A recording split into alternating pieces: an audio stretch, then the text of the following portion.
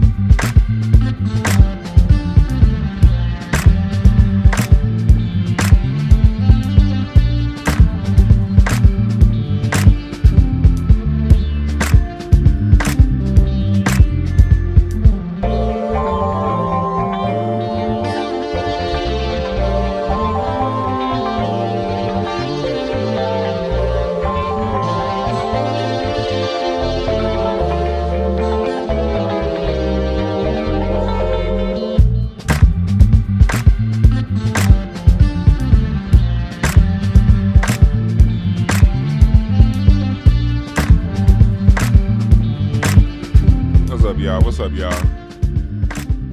Exposure season is here. It's this, man, I've been calling this all year since my initial reading show. The Seven of Hearts here is all about exposure. And exposure just meaning, who are you who you say you are? And who are you really? This is the year that people, every day is like intentions are being exposed.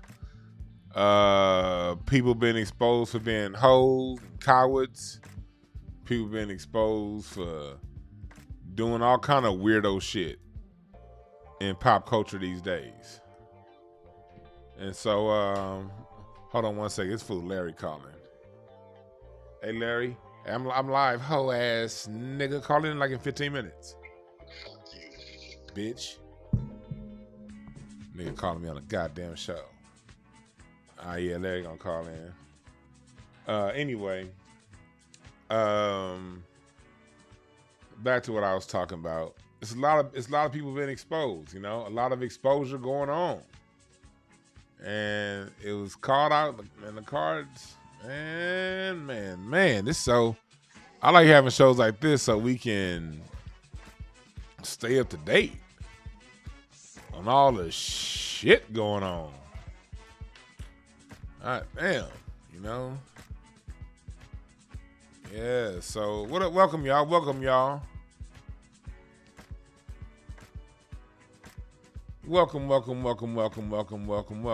I appreciate y'all for joining. What's up, Benjamin Snow, Dr. Sinister, Scotty Jenkins? Yes. We're gonna be talking about this Seven of Hearts here and what's been going on. In the meantime, you know what's going on with me. I got my documentary short getting ready to drop. And so, yeah, I'm going to need y'all to attend this. Hi. What's your name? My name is Dewan Brown, creator of the Black American influence on music and culture. So what you saying? I come from the field of working with children. And in working with children, I've seen that there's so many young black kids who really don't understand where we come from. I'm from Africa. I'm from Crenshaw Mafia. As he creates a detailed timeline on how through Jim Crow, we created every form of music, from rock to pop to bebop to hip hop and more. I put together this tree because it seems to be an all-out assault on the history of Black American music. Damn right. We've always had music that talked about love.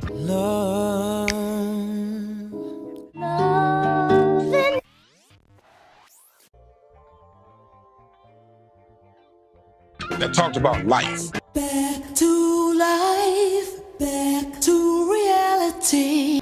That talked about the agonies of life. That talked about the hardships of life. When it comes into our music, when you put that drum set down, drums, bass, keys, kick drums, snare, hi-hat, you go from swing your hips left and right to the salsa rhythm to bobbing your head on a 1 and a 2. That's the effect the drum set has. So when we talk about hip hop and what it is, it's an extension of the music and the instrumentation that our forefathers created. Check out the live stream premiere of the documentary short, It's Bigger Than Hip Hop, The Black American Family Tree, and Q&A, a fundraiser to create a series detailing music's evolution. Go to DewanB.com for streaming passes and crowdfunding.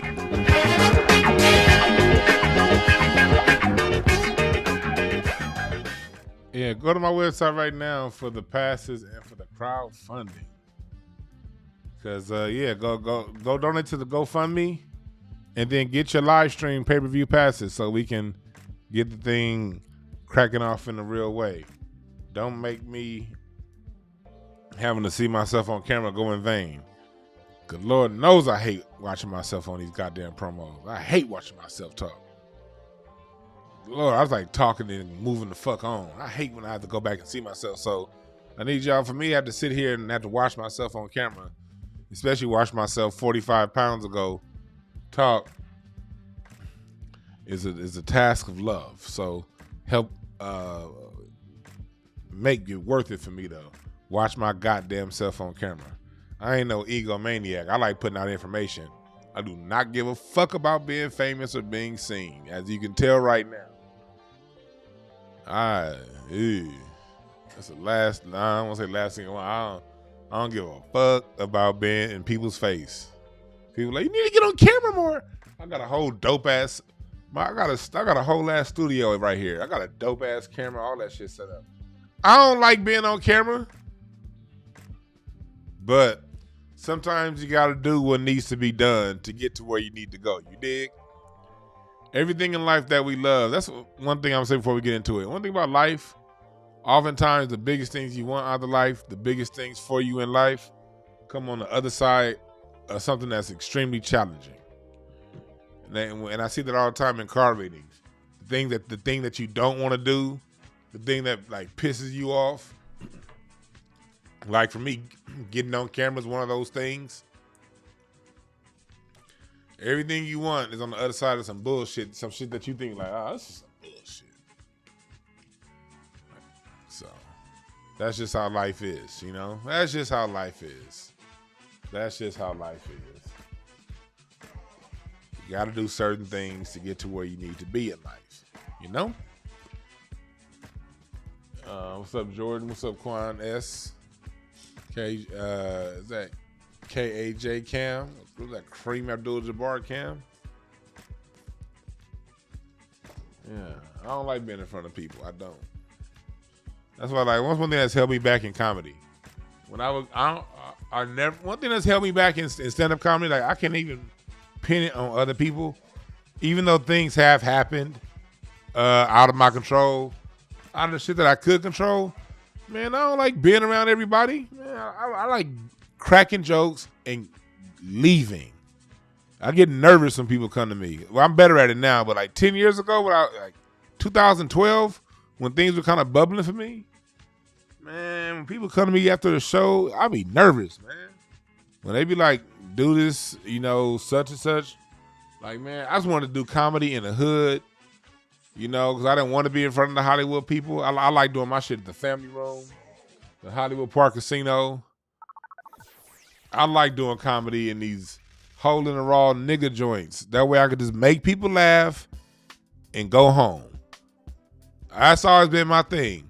While like all my friends was getting famous, Big John and all the people that I work with, all the All Def Digital niggas, Teddy Ray, and while all of them was getting famous, I was in the hood with it. I was over here like at the such and such bar and grill making 30 people laugh they motherfucking ass off. And them same people that be in Hollywood that got all the accolades, they come down to them same hood spots and be bombing like a motherfucker. Because the hood is like the seven of heart. It's like what we talking about right here, exposure season. When you do comedy and you do your art, your singing, whatever it is you do, if you do it in front of the hood, they going to tell you the truth. If it's good, they going to give it up to you and give it up to you in a big way. If it sucks, then they, hey, that's the hood is all about. The hood exposes all fakes, frauds, and phonies, That's what I always appreciated about doing comedy, like, was like, so like now that I'm actually in front of people again, it's easy because it's all about exposure,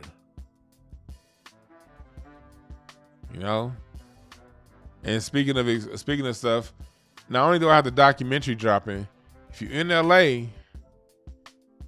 LA on November the 8th and moving forward every other Thursday, first and third Thursdays, Wednesdays, I got my new live music night, me and Tashina. It's just going to be dope as hell. You want to talk about some singing that's going to be going on? One thing I love about LA, one reason why I'm doing this night is to bring into existence in the real world, in the tangible world, the things that I talk about here on the show. And don't get it twisted. I love the internet. And I'm not one of them niggas that minimizes, it's just the internet. It's just Twitter. It's just this. No. The internet is a great rallying point. But I've always wanted a night that we could actually get.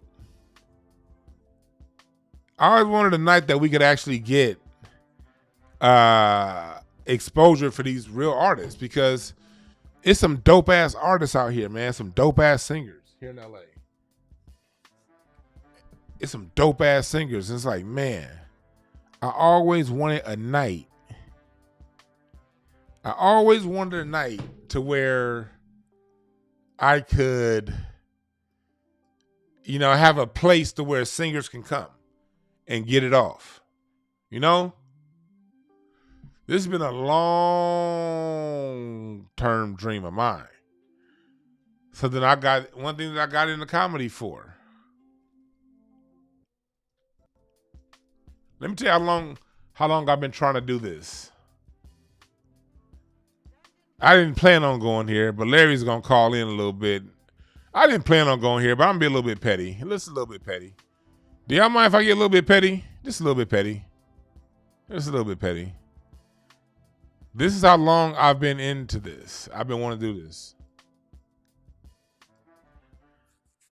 This is an old Facebook post from 2013. This is me. This is me in 2013.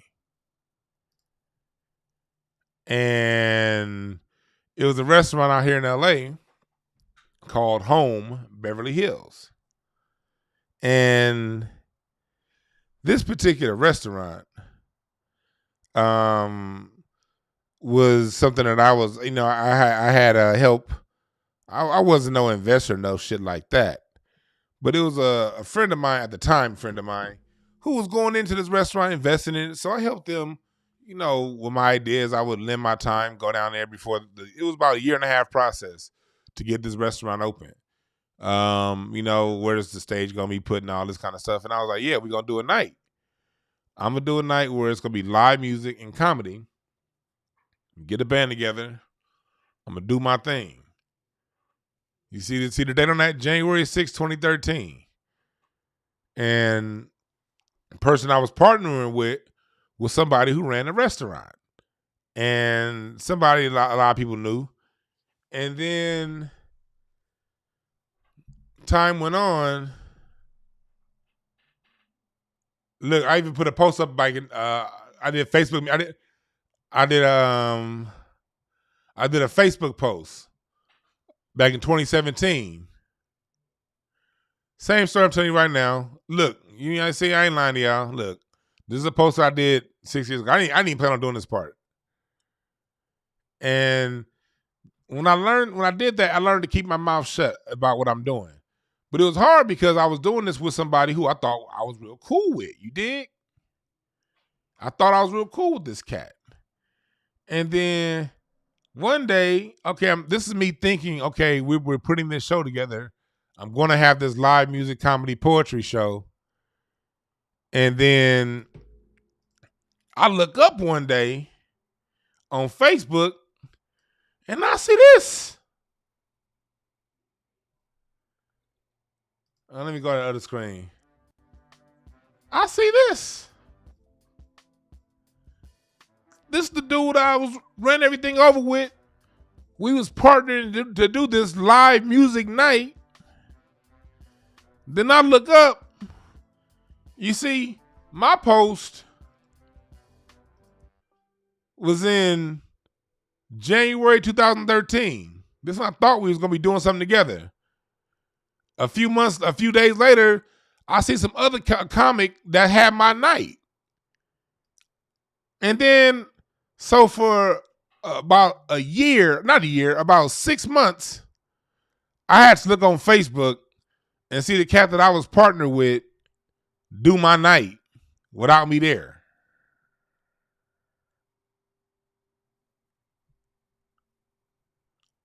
That's how long I've been wanting to do a live music night. And then when I almost had it at my fingertips, what was that, 10 years ago now? Some bullshit. But you know what I did? Instead of getting bitter, well, I was bitter for a little bit. I ain't gonna lie. I was bitter than a motherfucker for like 2 years. I was bitter than a motherfucker. But then, I got over the bitterness, and this is a lesson as we get into today's show. I got over the bitterness. I said, you know what? Whatever's for me is for me. I guess that thing wasn't for me. Even though it was my idea, and I had to sit back and watch my idea get executed by somebody else. But what the lessons I learned was this in life. You don't stay bitter. Because when I was bitter, I couldn't make a move. I couldn't do nothing. Bitterness, that's why they say don't be bitter. Because when you bitter, you can't make moves. You can't think straight. You can't be creative. You can't execute a solid game plan out of bitterness. You know what I mean? When I was in a state of bitterness, everything shut down,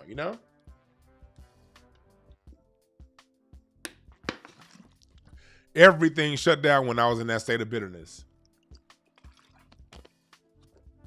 But when I learned to let the bitterness go, I got creative again. And things started happening. It started making moves. And I got stronger. I'm a much better comic and a host and an MC than I was back then. So come full circle 10 years later, I got one of the dopest human beings that's coming together with me on this vision. And for those of you who are here in LA, if you're a singer, well, of course we want to showcase singers. But let me tell you right now, singers, let me tell you, all right? We want natural, organic singers, right? If you're not good enough to sing second alto at your church, don't come down here. I don't want nobody auto-tuning this shit. We ain't gonna have no silly-ass auto-tune sounds.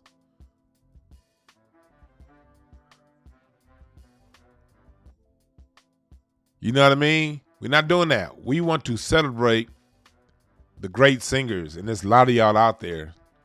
So y'all gonna email me, and I'll get you in contact with our music curator. And we gonna want to hear what you got because to hear you sing some cover tunes with us, Well, not with us. I ain't singing shit. I'm an MC, And I might get on the drum. I'm gonna get on the drum sometimes. Hey, I saw Corey at the Improv last night. I told him about it. I was like, man, come on through 5150. So I don't know. It'd be dope if Corey came through, but Corey be busy as fuck. I know I saw y'all in the chat room. But Corey be busy as fuck. But I would love to have Corey come down there one of these nights. But I'm never going to tell you who's coming down though. If you're in LA, you're going to have to be there. It ain't going to be no, ooh, such and such is coming. No, you know who's going to be there every Tuesday night? Every Wednesday night? Me, goddammit. And Tashina. I'll be there. And she'll be there. Whoever else is going to be there, you're going to have to be there to find out. So I want to thank everybody coming together on this. This is a long-term vision of mine. Coming through. And really it's a service. It's a service to music. That's what this is. This is a service to music. Music needs to be celebrated in its organic form. Live band, live singers, live stand-up comedians. You know, music needs to be celebrated because music gives us so much. Music is our lady. She's my queen. Music is my queen. My queen is music. It's the queen of my soul. It's crazy. One of my favorite odes to music, favorite songs about music is done by the Average White Band. Music, sweet music, you're the queen of my soul. Music, sweet music. Excuse my singing. It's time to expose the real singers out there. This is all part of exposure season.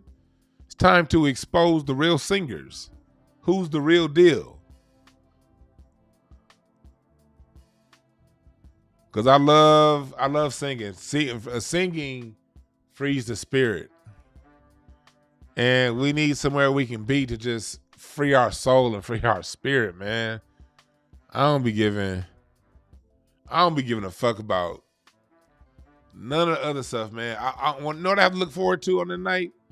Some singers coming through, and just every 2 weeks, my spirit being cleansed like in church. You know? That's what I'm looking forward to. So yeah, I appreciate y'all. What's up, Body Gibson? Yeah, I got you on that. It is definitely exposure season. So let's get into it. Like I told y'all before, this is a 7 of Hearts year. And 7 of Hearts is all about exposure, bringing to the light what's in the dark. And that could be a good thing. It could be a bad thing. It could be a neutral thing. It's all relative to what someone's putting out. When we're talking about revealing things and shit like that,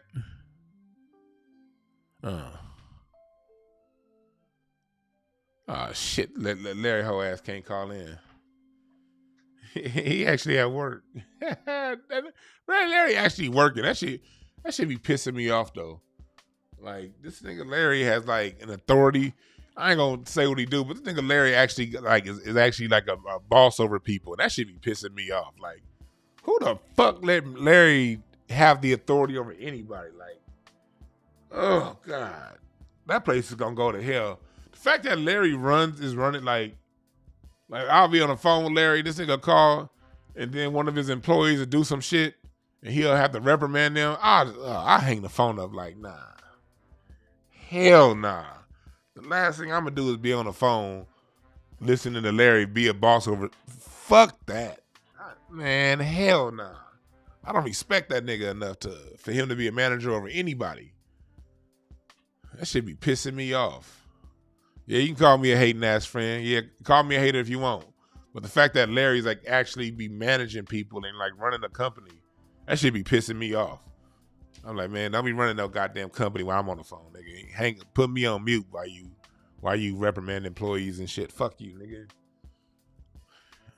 Before I expose your ass to being a hoe in front of your employees, Larry. Anyway, back I'm sorry, I went on a little rant. My bad.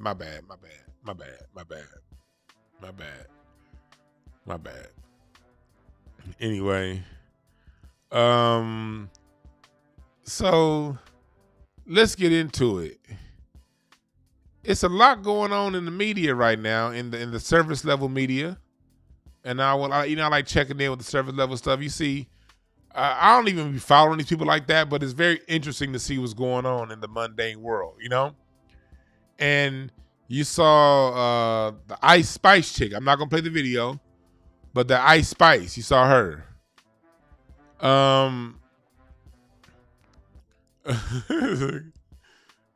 Ms. Martin, you know what I mean about Pasadena gangbangers being weird? That nigga off subject, but still on point. Anyway, that's a side note for LA stories, LA Chronicles. Yeah, man. If you listening to people from LA, I only trust niggas that live south of the 10 freeway. When it start to get to them outer lining auxiliary areas, you can trust the women. But the dudes, yeah. There's not some trustworthy niggas. Hell, the times I ain't gonna say that. I'm about to say something else. Lori Brown said, it sounds weird.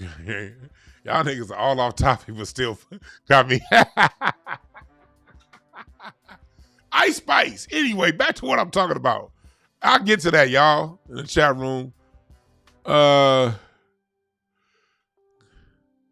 you talking about that Halloween massacre?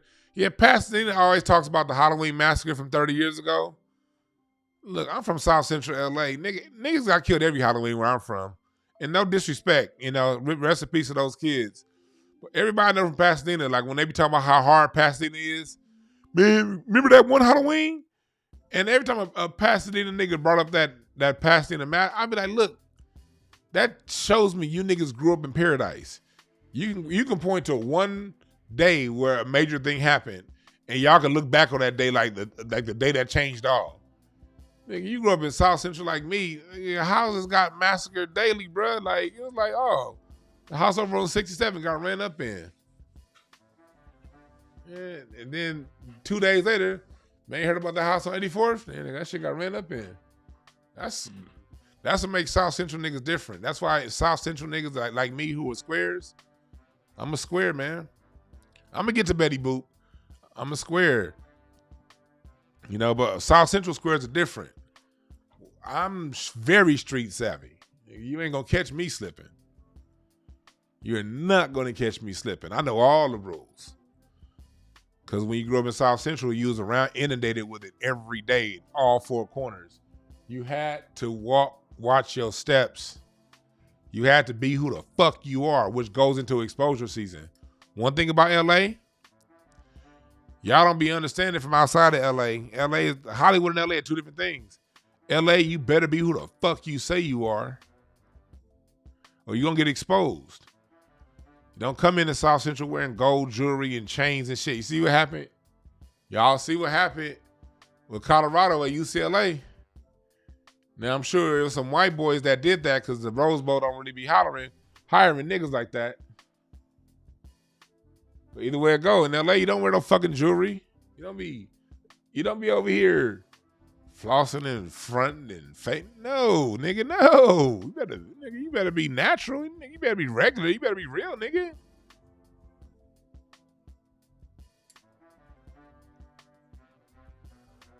Shit. Back to this Betty Boop. Oh, that's the doorbell. Oh, my wife got it. Okay, UPS is here. Yeah, UPS got my bag. Hell yeah. Got my bag back. My dumb ass left my bag in Philadelphia, my carry-on. I'm looking at my Ring camera right now. UPS just dropped it back off. Hell yeah. Anyway, so going into what's going on right now with Ice Spice, she was when I say exposure, what's going on with her? She does, no disrespect, but she don't have talent. Her the Sexy Reds of the world and all, they don't really have talent like that. And the thing is, the last 10 years or so, the least talented have been pushed to the front. It's been happening longer than that, but it's gone into overdrive the last 10 years. It's been happening all century. The lesser talented ones getting pushed to the front.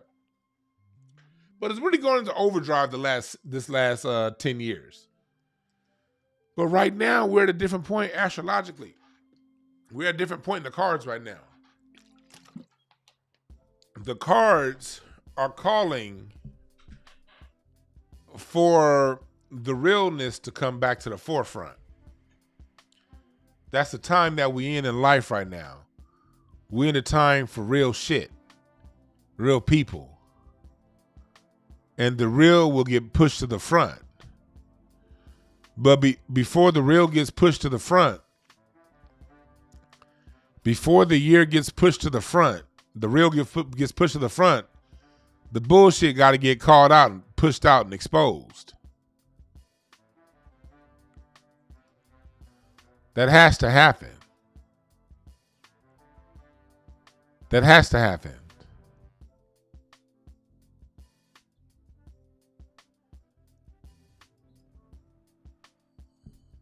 The real gets pushed to the front. So in the meantime, you see her doing all this stuff, all that gyrating she was doing on camera. Think about this. That wouldn't have been a big issue 5 years ago. That would not have been a big issue. 5 years ago, that would not have been a big issue. But if you press number 1 in the chat room right now, if you notice, people are getting less tolerant of that kind of stuff. So when you see that kind of behavior happening mixed with the fact that she wasn't saying shit in her rhymes, you starting to really see that people are at that point to where, like, you know what? I've had enough. This is whack. This is whack. And this is a 7 of Hearts year. We're in the 7 of Hearts year. We're coming up towards the end of the year. We're right around here. We're at the Neptune part of the year. And for those of you who saw my card reading show at the beginning of the year, I said as we get deeper into the year, more and more and more people are going to start getting exposed as the year goes on. And it's about to start fucking with people's money. That's what that King of Diamonds is. This exposure is about what's happening right now in society. Don't get it twisted. Let me tell you right now, in the next couple of years, Disney, a lot of these media companies, you're going to start seeing them. They're already taking losses because of the actor strike and the writer strike. But a lot of the losses these media companies are taking, you're going to start seeing that come about as we get into next year.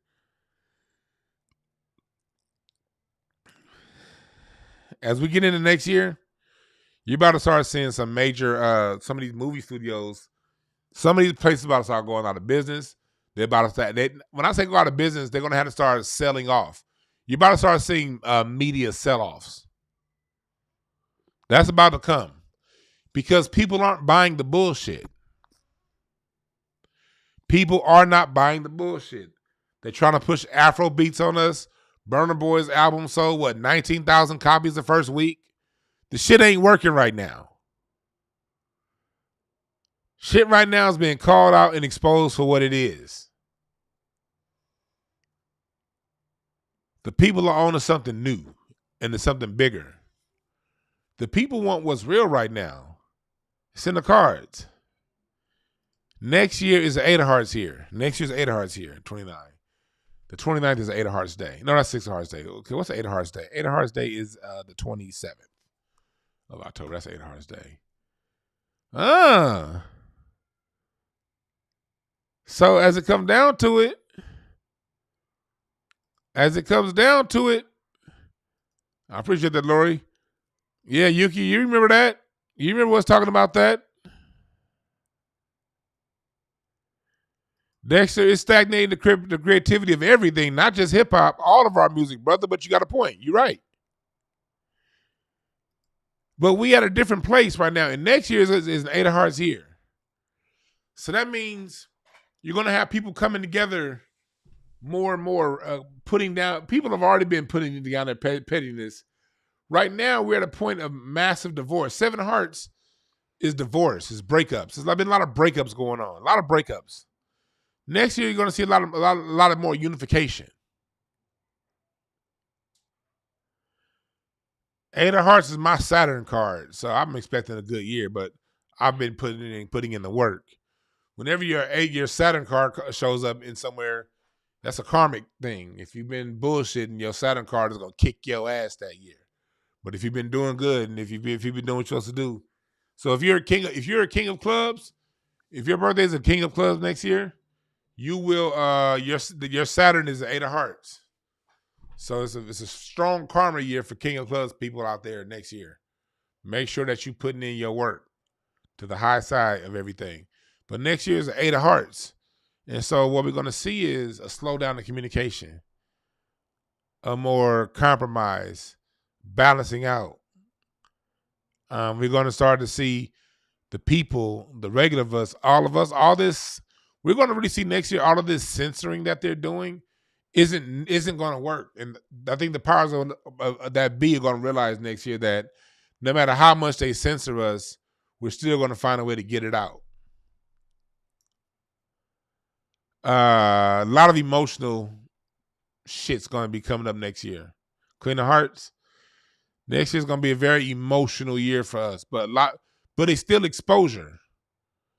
8 of Hearts is still a very much exposure card. So don't think just because we're coming up on the end of this year, people are going to stop being exposed. 8 of Hearts is all about exposure, but exposure in a more crafty way. So shit's happening, man. Like, and so we see this. We see academics being exposed.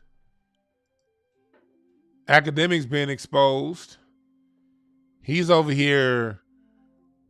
I saw that video of Saucy Santana talking about when I can't play the video because Saucy Santana was using the right word. He's calling academics the F word, the F-A-G-G word. Because all academics do is beef with women. So academics is being exposed for a lot of his nonsense he's been doing. And then Tony the Closer put this video out a couple weeks ago, last week, of academics putting his hands on a woman. Look at it. That's allegedly him, allegedly. That's allegedly academics, according to Tony the Closer.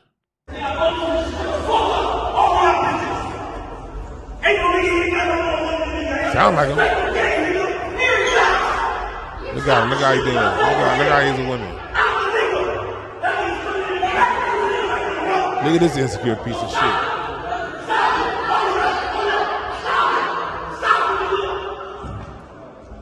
See, I don't trust niggas that gotta yell at women. I can't trust dudes that gotta scream and shout and perform for women.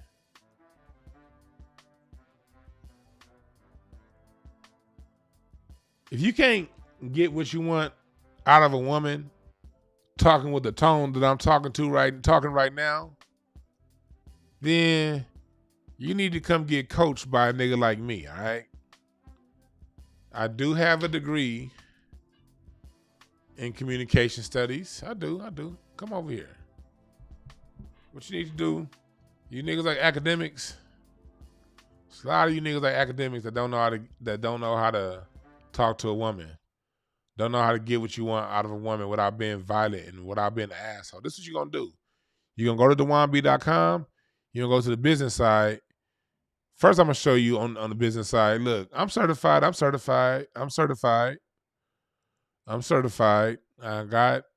I do workplace dynamics and family coaching. I do that. This is a lot of what I did before I came to you guys at YouTube. I don't do as much with this company as I used to but as you see, look, I got reviews from way back in the day, helping people develop, you know what I mean? Helping folks save their marriage and shit like that. For you niggas that academics, this is for you academics. You can come here and you can get some game, you know, on how to associate with women. You know what I mean? How to talk to women, how to talk to people. Allow me to help you out. You know what I mean? Allow me to help you out. I used to, oh yeah, look. I got a bachelor's degree academics from the university, Cal State University, Northridge, all right? And I got a relationship coach certification, some shit I ain't using a long ass time, but it's still there, academics. Don't trust these niggas that want to perform. Every black man, not gonna say black man, every man that I've met that has to perform in these hyper masculine ways with women in public are people that, one, can't trust themselves. They're the kind of dudes that talk bad about women and black people in general. Those be the same ones. You notice it be them same dudes that's like that. It be them same dudes that be talking about black people. Why black people got to do this? That's the same academics that has that Chirac series talking about black folks. It's always those degenerates that can't talk to their woman straight. They always got some bullshit to say about black folks. Y'all ever notice that? And then what you can do, academics, is you can book a reading so I can tell you, you know, where the wholeness is and what you got going on. I'm not calling you a hoe, but in the behavior. That's whole behavior, man. Today's the last day of my sale. Today is the last day. Any reading over 60 minutes, type in the product code 30. Type in the product code 30 and get 30% off our readings. Today's the last day for that sale. Product code 30 for the hour reading and the 90-minute reading. All right? 30% off. And against my better judgment, also for the 3 reading package. Type in the product code 30. All right? Or just get a Monday mini reading. So, you know what? You can't be talking. You gotta watch one thing that I do. You gotta watch people's interactions with women. I watch very closely how men interact with women. I watch very closely. Because I grew up with a dope ass father. I was on the phone with my dad this morning. And my mom. Salute to my mom and my dad. I got to see how my father talked to my mom my whole life.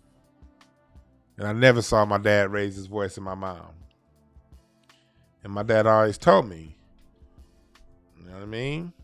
When you get to that point to where you raising your voice, you done already lost control. So you see people like academics who's created a whole degenerate career of exposing Chirac, of exposing celebrities. You see, allegedly, this nigga can't even deal with his own woman in an up and up type fashion. And she obviously don't respect him doing all that performing in public. I was out a couple weeks ago at a shindig, and I saw this dude that be playing Big and Bad, and I saw this nigga with his woman, and I know her. Shouts out, you know, she's cool as hell. I knew both of them before. I knew both of them years ago, and I lost contact with both. And I saw them again recently. I'm like, oh, y'all together? Oh shit, that's what's up. But I saw how he was talking to her, and I was like, man, that shit ain't gonna work, bruh. You talking all this big boy pimp daddy shit, and she basically looking at you blowing bubble gum rolling her eyes. Like, I'm looking at him like, man, you are basically pushing her into the arms of another man. If she ain't smashing the security guard at work already. Let me tell you something, fellas. When you got to go around talking to your woman all loud and beefing with her, and you got to go acting like big bad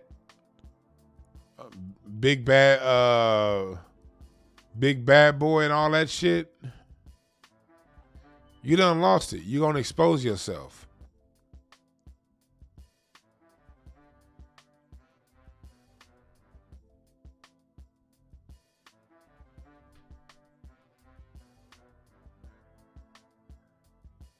And then some of y'all be like, well, women like that, they only stand when you yell at them. Well, at that point, I get that. There are some women out there saying,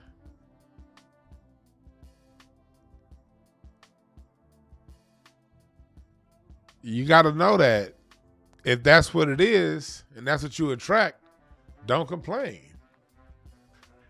Because if you know that if the woman is the kind of woman that needs to be yelled at, it's something in you that's with her.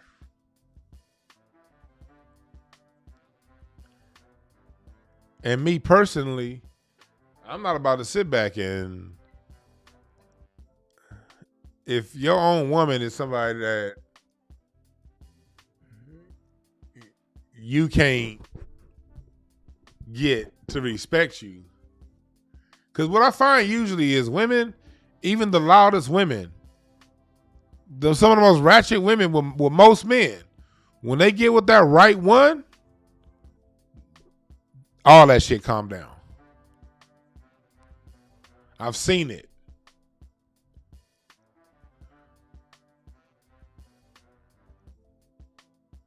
And I'm not saying every man got to be cool daddy and every woman is perfectly in alignment and pure. I ain't saying that. Let's make that very clear.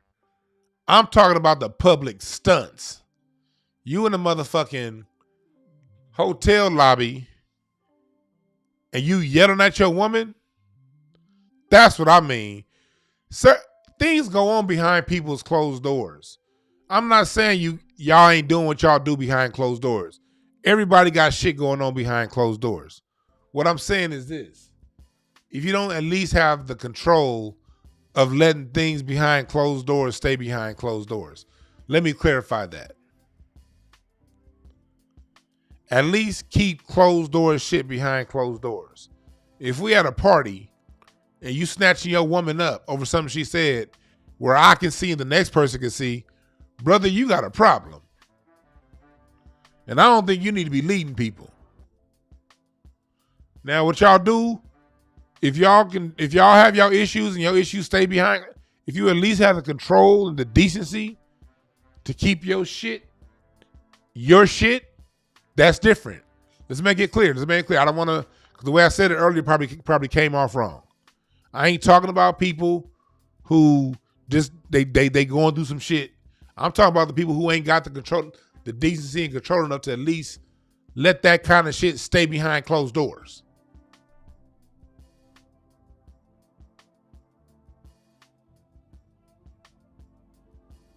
Because we all got shit. Ain't nobody relationship perfect. Everybody got some shit. And I think we've all done things in our relationship, including me, that we're not proud of because we're not perfect. Said some things we ain't proud we said. Reacted in ways we weren't proud of ourselves for reacting towards. We've all done it.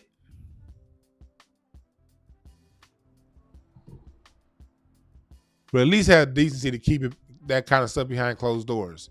But this is the thing. We're in the 7 Hearts Years exposure season. We got the people who's been going around running their mouth, yada, yada, yada. You see what's going on with Tasha K. You see what's going on. Ain't nobody listening to Cardi B. You see Nicki Minaj is losing popularity day by day.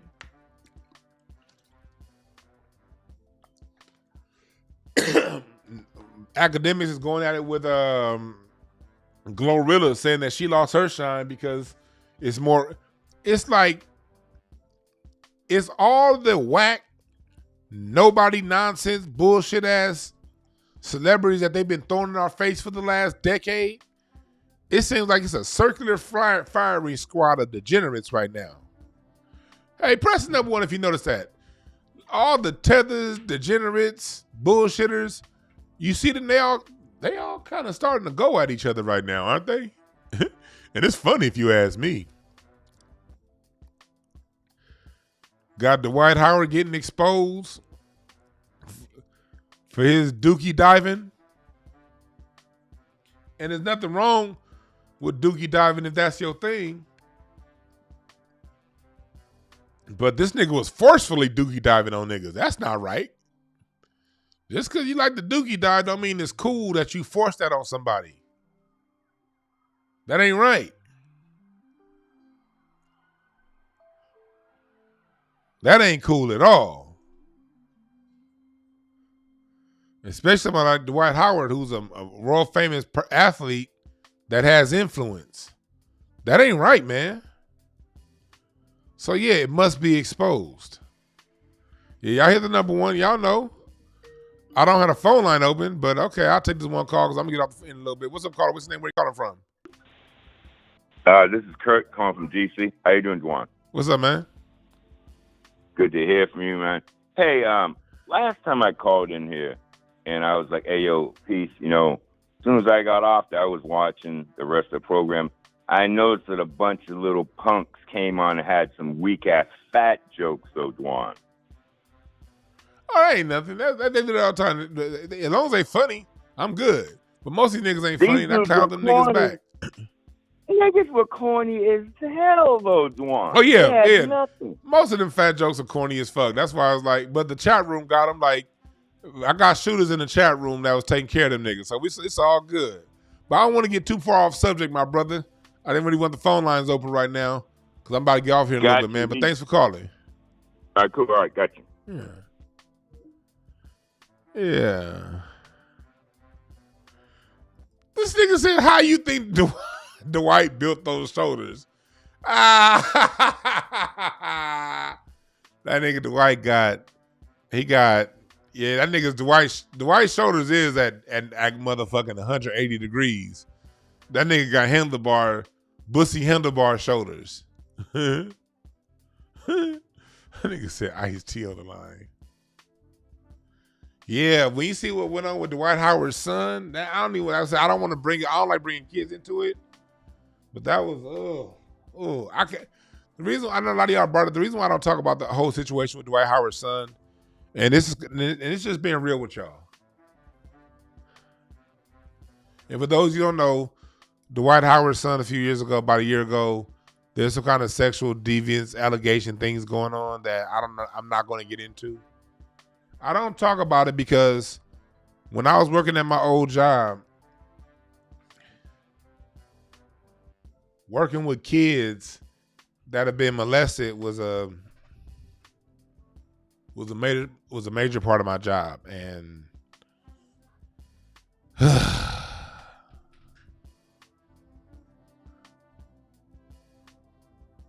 yeah, for about 10 years, I always had like anywhere from throughout the year, I'd be responsible for anywhere from 30 to 45 kids that come throughout my program that I'm personally counseling. I always kept a caseload of like 15 to 20 kids at a time, but you're constantly cycling, some of those cases out. And out of those caseloads of 15, 20 kids, I usually had 2 to 3 that were molested.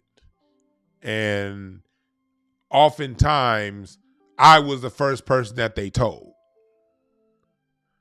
or one of the first people that they told. Oftentimes those kids trusted me more than they trusted their own mom and dad, because their own mom and dad were oftentimes aware of the person that molested them. So I'd have to walk this fine line between, And I've had to call Department of Children and Family Services on parents, for allowing their children to be molested and not do nothing about it. So that whole situation is a tangled web for me. And it's one of those that I understand it very deeply. And I honestly don't have the emotional capacity to fucking deal with it. So certain things, I just leave it alone. You feel me?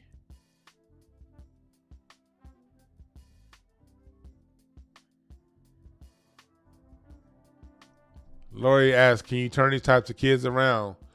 The way I looked at it, it's not about turning them around. It's about getting them to talk about what happened to them and process it.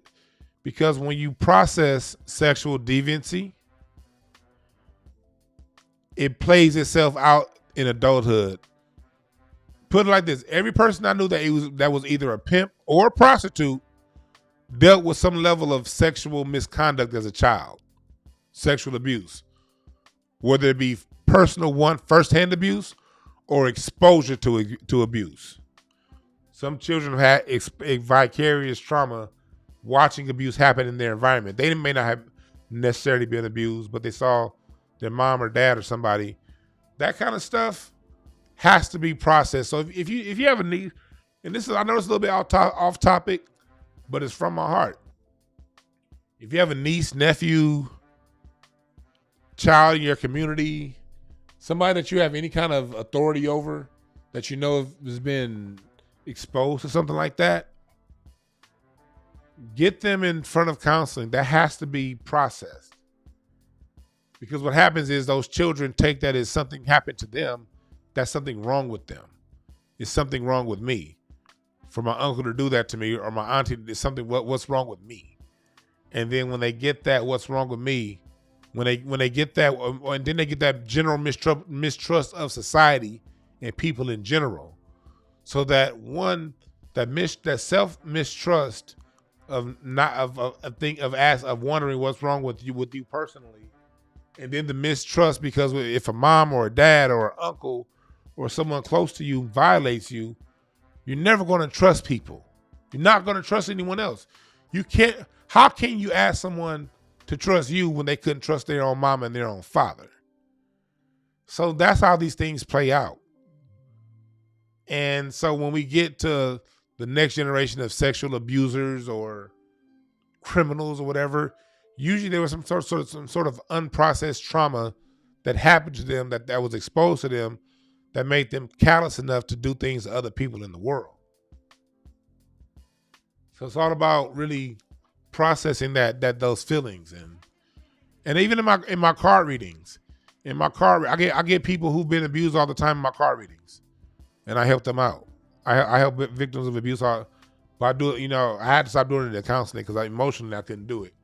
I almost had a nervous breakdown. I can't go back to that world, but I can do it through cards. And then I go to people like Kendall, hypnotherapy. Hypnotherapy works wonder on abuse.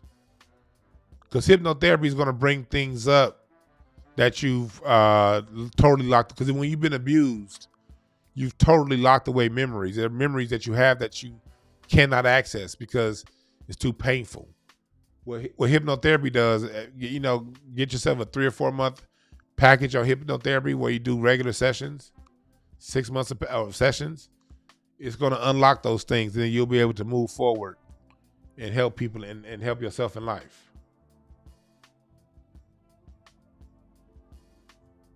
So, yeah, it's all good. No, Reno, no, you good. I'm glad you brought it up. Reno, you good.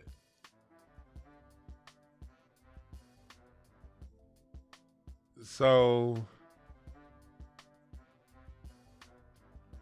that's what we got to do.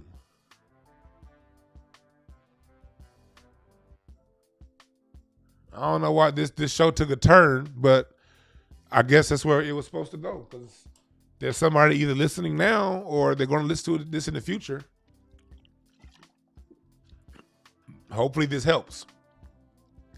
And if you've been molested, if you've been abused, please understand this. That didn't happen because something's wrong with you. That happened because a sick person perpetuated a sick ass activity. And unfortunately, you were the victim of it. I've never been abused, so I'm not going to sit here and act like I know. I'm very trusting because I've never been done wrong by any adult that I trust. My parents, my grandparents, my sister, my brother, everyone that was being responsible for me, my youth ministers at church, my basketball coaches, they've all been on the up and up. So I've never dealt with physical abuse. So I'm not going to sit here and act like I know what you guys are going through. I'm not. But I've counseled hundreds, and I do mean hundreds, of victims of it. And I know it plays itself out in different ways, and it plays itself out in unhealthy ways. But I've also seen people, the minute they've confronted those demons, the minute they faced those demons, the minute they exposed, going back to exposure season, you got to expose who the real problem is. If you've been abused, if you've been molested, you got to expose who it was. And if you're not comfortable exposing who it was, you got to expose the fact that it wasn't you. All right? That was somebody else's bullshit that fell on your lap. And seek counseling, seek help, and understand that if you've been abused, that abuse does not define you. You're bigger than that. We are not our experiences. Our experiences happen to us to shape us, to mold us, to show us other alternative routes to getting things done. They do not define us.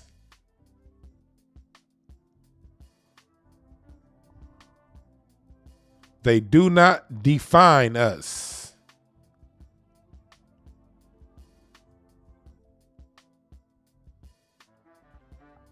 All right? So, I don't know.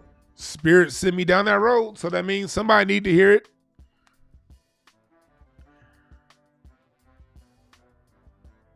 Appreciate that, Reno.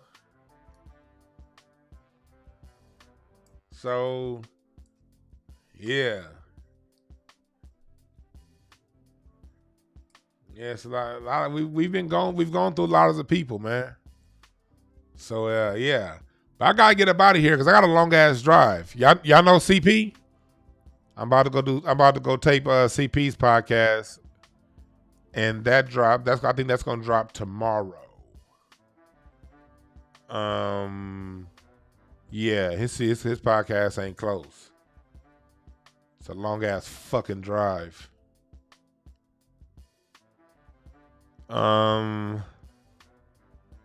So yeah, I'm gonna have to get ready to go to that podcast in a little bit.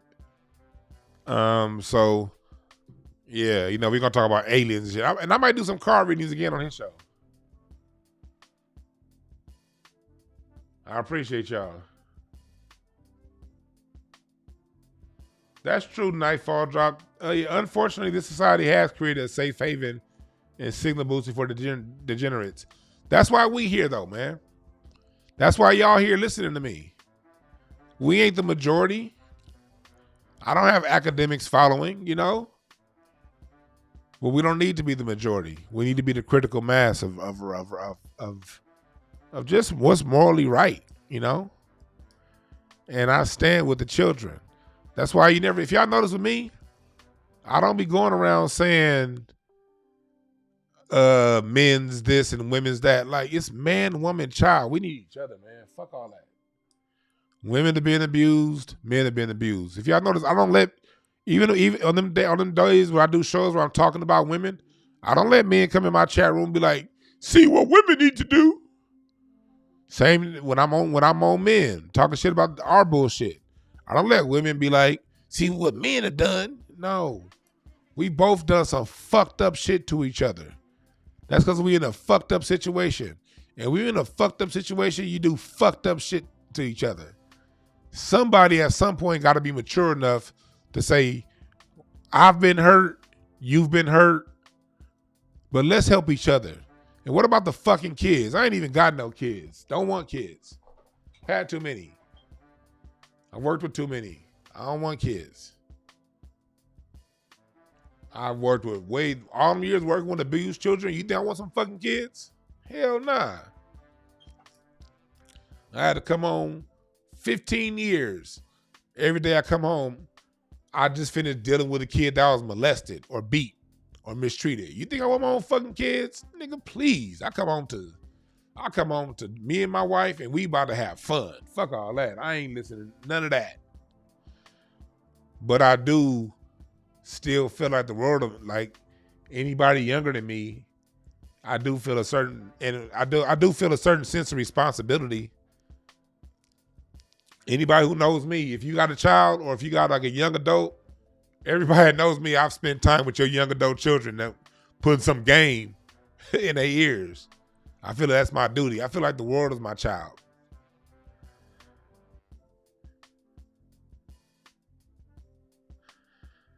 But that's because it's about us.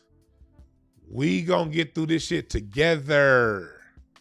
Together forever. And along the way, we're gonna have some miscommunication. Along the way, we're gonna have some fights. Along the way, we're not gonna see eye to eye sometime.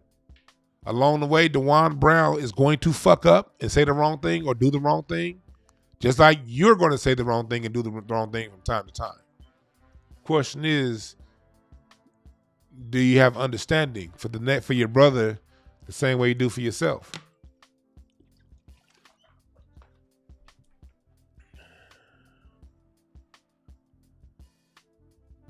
You feel what I'm saying?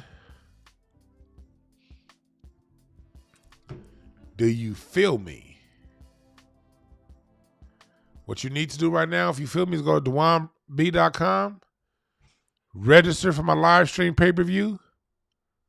Y'all got to do this shit now so you don't forget. You niggas be forgetting. So register right now for the pay-per-view, live stream Q&A, and then also donate to the GoFundMe. We are at 69 donations. Hell yeah, I appreciate everybody that's been donating. I appreciate all y'all, for real, for real, for real. Let's cross 100 donations today. Let's get 31 donations today. Let's cross 100 donations for the Bigger Than Hip Hop. This is my service. This is my service to us. I'm giving it to you for free on YouTube, giving it to you in documentary form. The documentary is free. The Q&A is what you're investing in and putting money towards a full season. And for those of you who are in LA, I'm giving it to you in real life form, music. Bringing in the real singers. Upscale dress code. Don't come dressing no bullshit. And I don't know if you ever heard Tashina sing. I know y'all heard her sing on Martin. But if you ain't heard Tashina sing in front of a live band, you bullshitting. You bullshitting if you ain't heard Tashina sing in front of a live band. So we bring it for you in all forms, all right? I appreciate y'all for listening. And I want you to remember this. There are no perfect messengers.